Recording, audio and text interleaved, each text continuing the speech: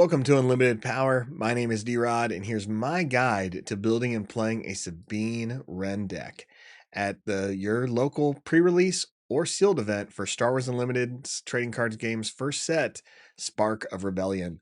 Let's go ahead and take a look at what Sabine does and who she is. Now, just a reminder, when I do these guides, these are here to kind of assist you in your building, so a lot of the cards are going to be commons and uncommons and help you build a consistent theme around this leader.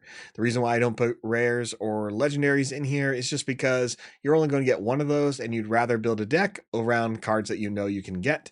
Of course, if you do get a solid rare or legendary, yes, they'll work with Sabine, but you want to make sure the rest of the deck is giving you the engine or tempo that you need to have a successful game. So Sabine is one of the leaders that can come in at the earliest turn, which is going to be turn 3 because she only needs 4 resources to be deployed.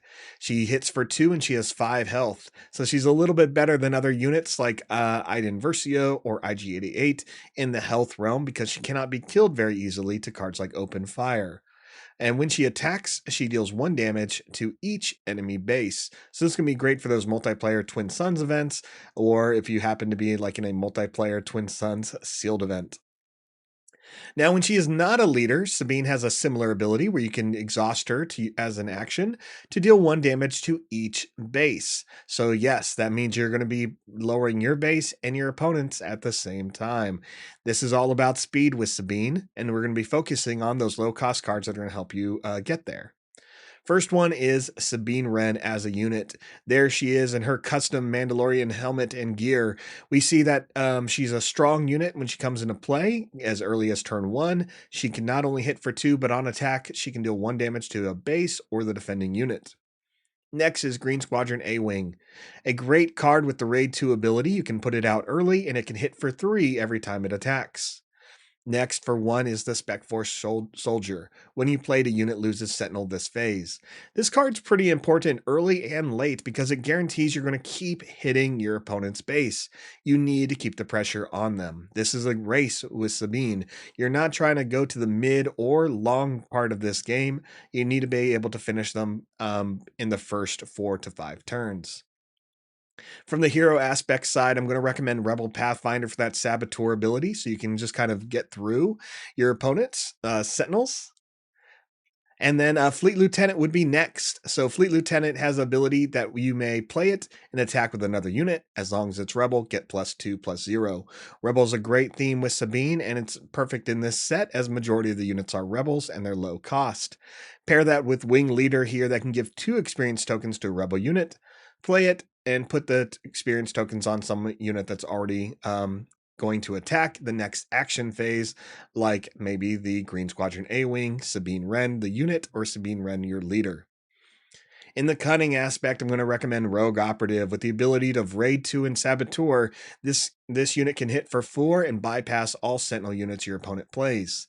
Next is Outer Rim Headhunter. At such a low cost, it seems really good to put it out early because you know you'll be able to use it its second ability that on attack, as long as you control Sabine, she's in play, you can exhaust a non-leader unit. Exhausting those non-leader units is going to guarantee Sabine can get through without having to use any Sentinel avoidance abilities. Also, Outer Rim Headhunter has Raid 1. Next is Asteroid Sanctuary.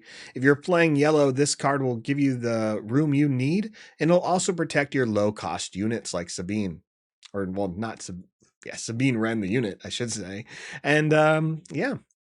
In the aggression aspect, I'm going to recommend a couple of cards. There are so many good aggression units to play. So I'm going to focus on only one and show you some other cards that I think can pair well. The only aggression unit I'm going to show you right now is the Benthic 2 Tubes.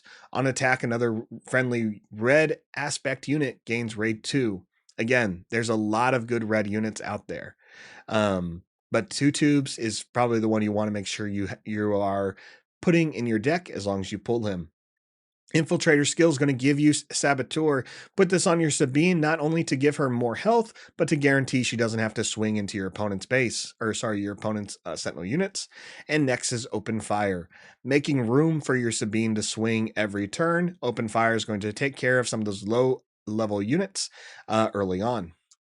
In the blue aspect, it's very similar. We're focusing on two events that cost very little, so you can play them early on, giving you the space you need to keep the pressure on your opponent's base. Make an opening may remove a unit that has 2 health, or it's going to make it easier for you to kill them without taking damage while healing your base. Takedown can eliminate other Sabines or other units with 5 or less remaining HP. And the Restored ARC is a low-cost rebel unit that does heal you, but honestly, you may not need that ability. And lastly is the command aspect. Patrol V-Wing comes into play and draws you a card. The one thing you don't want to have is your Sabine deck run out of steam, so keeping cards in your hand without, while keeping your tempo up of playing units is going to be important. Battlefield Marine is just a great low-cost unit that can hit for 3 that you can play on the first turn.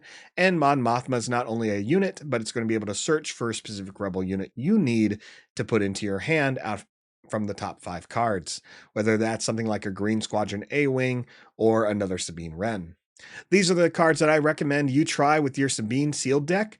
Let me know how it goes in the comments, and I'll see you next time. May the Force be with you.